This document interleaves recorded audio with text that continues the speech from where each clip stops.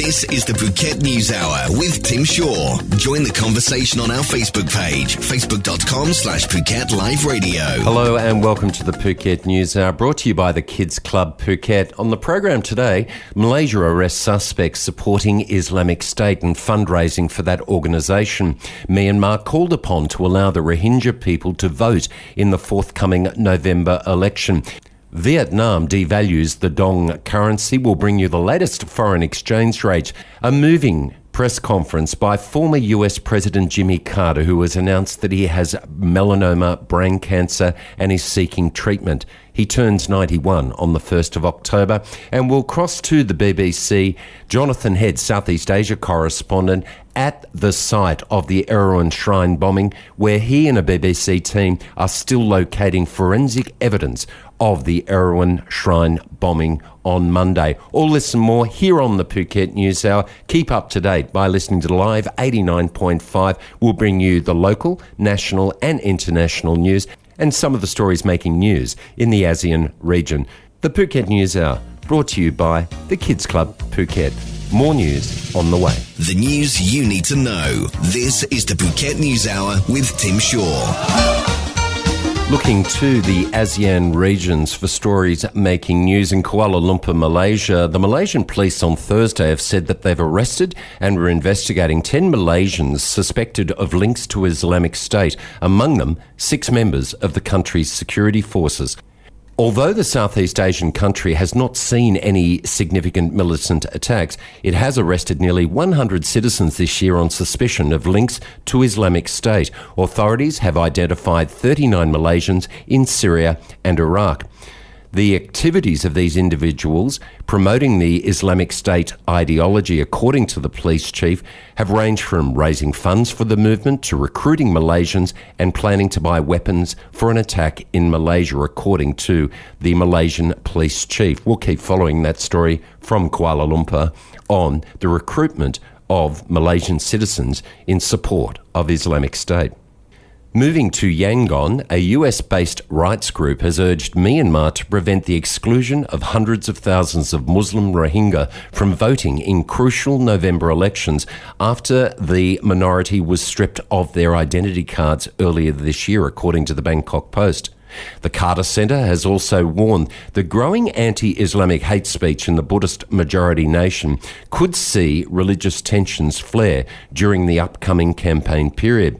Myanmar authorities have begun collecting temporary identification documents from minority groups, mainly the displaced Rohingya in Western Rakhine State, in April, a move which takes away their voting rights.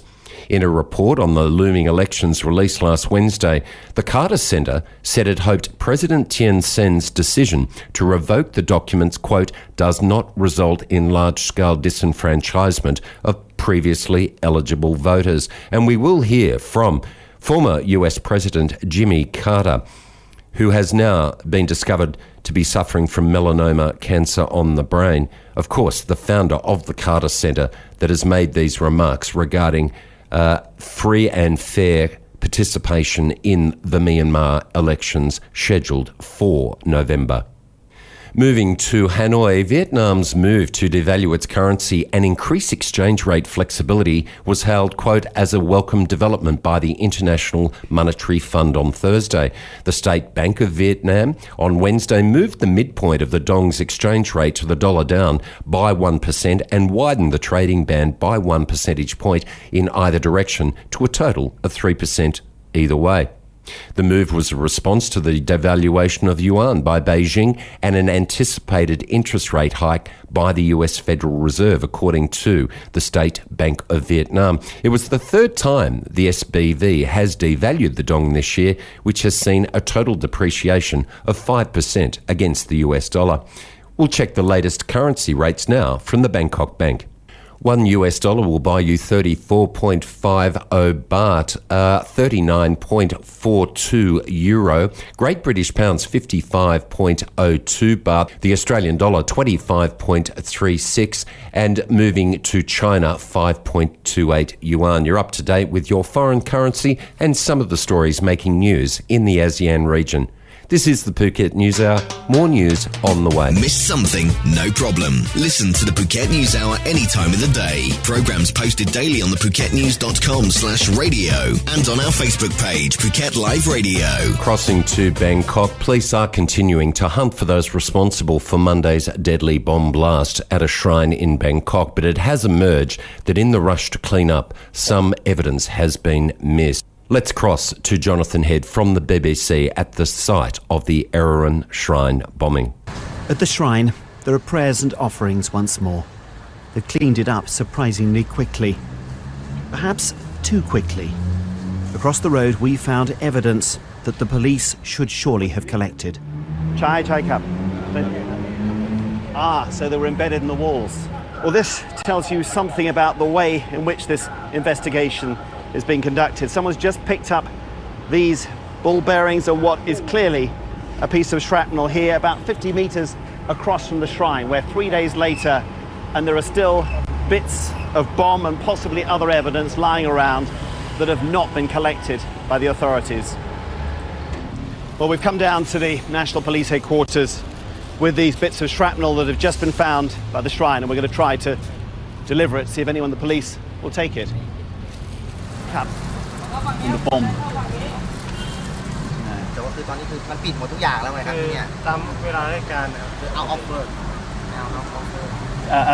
Closed? Yes. No one here. Okay. So we'll try and take it somewhere else then. That report from Jonathan Head in the BBC, I'll post it on facebook.com, the Phuket News and Phuket Live Radio. The point being in the story that the BBC's Jonathan Head, the Southeast Asia correspondent, was down at the site, and here we have a news crew that are still finding forensic evidence related to the Monday bombing. We'll keep you up to date with any of the developments, and at this point, two men have handed themselves into police that were identified in security video. They are both claiming to be involved in the tour industry and in no way, shape or form were involved with the man in the yellow shirt. And further descriptions and details from the Thai police that up to 10 suspects are being sought in the Erawan Shrine bombing massacre. We'll keep you up to date here on the Phuket News Hour and from the Phuket News Centre right through the day and through the weekend here on Live 89.5. Your daily news fix, Monday to Friday at 11 a.m. Only on Live 89.5. The Kids Club Phuket, proud sponsors of the Phuket News Hour. What better way to entertain your kids and mum and dad have a break yourself by checking out the Kids Club Phuket this weekend. Located opposite Jung Salong Shopping Centre, open 10 a.m. through to 9 p.m. 7 days a week. There's a great parents' lounge where you can log into the free Wi-Fi. Leave the kids with great trained nannies in 800 square metres of air-conditioned comfort and pop away for a kid-free meal. Get a massage. Go and get your nails done, girls, while the kids are really looked after and having a ball at the Kids Club Phuket. If you're planning a party too, don't forget that facebook.com TKC Party Supplies. The Kids Club Phuket Party Supplies has fantastic decorations, everything you need for a kid's birthday party, but really good for theme parties, 30th, 40th, 50th, 60th birthday parties. Everything there at the Kids Club Phuket, and check out TKC Party Supplies, both on Facebook. Proud sponsors of the Phuket News Hour here on Live 89.5. Live 89.5, your island, your station, live. News from Washington. Former US President Jimmy Carter sitting by himself in his namesake centre, the Carter Center. Former President Jimmy Carter described in personal and human detail his recent cancer diagnosis, saying his future, quote, is in the hands of the God who I worship, and saying doctors found spots of melanoma on his brain. Let's cross to the Carter Center for former US President Jimmy Carter with this press conference about his current health situation. I felt that it was confined to my liver and that the operation had completely removed it, so I had quite relieved.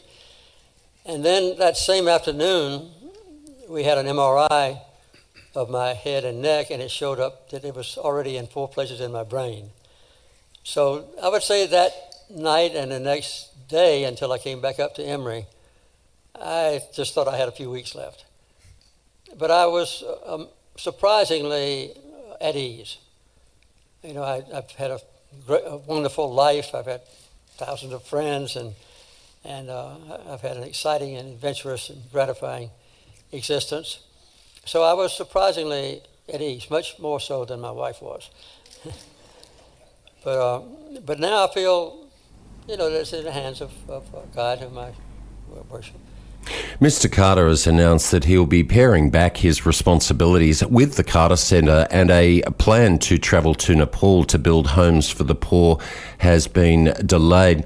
Mr. Carter, speaking slowly and softly, said he'd been overwhelmed with phone calls of support, including calls from Secretary of State John Kerry and both former President Bushes, who called at once.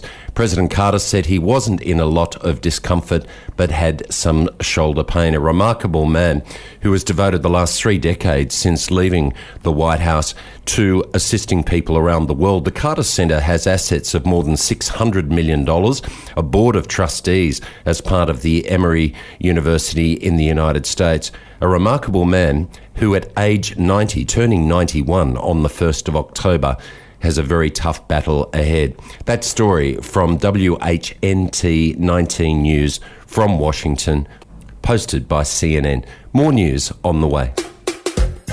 Today's important stories and the island's best music. This is the Phuket News Hour with Tim Shaw. In a startling story, the BBC reports that data from an online dating site, Ashley Madison website, the data's been breached. It's been flooded onto the web, leaving thousands of people fretting about potential consequences. Now, several big names have supposedly been, quote, outed by the press after the release of personal information stolen from this dating website, which is aimed at married people. And generally speaking, there is a huge potential for damaging people's reputation. The questions are, or whether Ashley Madison will recover from the incident, which has the potential to be one of the messiest and most legally troublesome data dumps in history. The background to this is that members of Ashley Madison are allegedly to be married and can go onto this site and effectively cheat on their partners, whether it be in a fantasy context or whether it be in actually meeting the individual. Now, what are people doing with this data? According to the BBC, there are already some who have tried to tie names and email addresses in the database to real individuals. It seems that large numbers of people have actually used their work email addresses, and that has led to investigations all over the world to people working in government departments, schools, various universities, and therefore breaching their own internal use of their internet, computer and email address for personal use. Ashley Madison, the question is whether they will recover from this data breach. And in fact, part of their manifesto was to say, you pay us monthly for us to guarantee that we delete your personal information and the information that you have posted. So in fact, Ashley Madison may be in breach of its own terms and conditions and may be exposed to litigation. We'll keep following that story, but the warning clearly is, be careful what you do on the internet, whom you do it with, and with which email address and device you use. You may be in breach of not only your own job description, employment conditions, but certainly in breach of the vows of trust that you gave to your partner. That story from the BBC, here on the Phuket News Hour. Your daily news fix, Monday to Friday at 11 a.m. Only on Live 89.5. That is the Phuket News Hour for the day and for the week. I hope you have a fantastic weekend and looking forward to you joining me here on the Phuket News Hour, Monday through Friday, 11 a.m. till midday. The catch-up program, 6 a.m. Tuesday to Saturday. This program produced and presented by Tim Shaw using the resources of the BBC, CNN, the Voice of America, the Phuket News Centre and the World Wide Web. Don't forget, you can catch the podcast highlights by tuning in to PhuketLiveRadio.com.